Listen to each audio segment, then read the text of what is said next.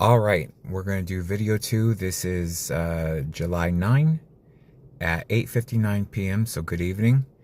And we were talking about David being anointed as king, and that all the tall, strong brothers passed before Samuel, and God said, well, let's just repeat what he said. Do not look at his appearance or his height or his stature, because I have rejected them. For God sees not as man sees, for man looks at the outward appearance, but the Lord looks at the heart. This is so very important.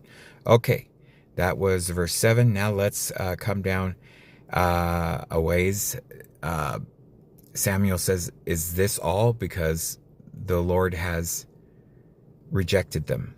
And they said, well, there is one other, but he's the youngest and he's tending sheep right now. And God says, or Samuel says, bring him before me. Okay?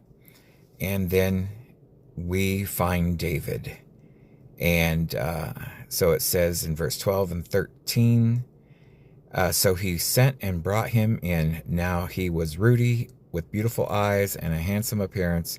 And the Lord said, arise, anoint him, for this is he.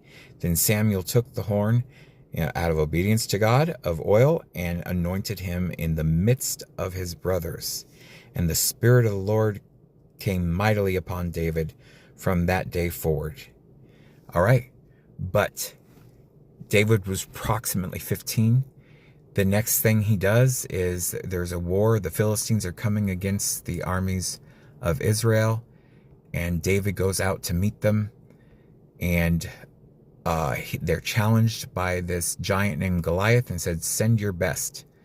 And if you should beat us, then you have us. But if we beat you, then you surrender to us and willingly become slaves, etc. Okay? But that was not going to be the case. David beats Goliath, as you remember, with a sling and a stone. He takes Goliath's own sword and cuts his head off. And then he goes to the house of Saul and basically interns under King Saul for a time. And then the demons in King Saul design to kill David.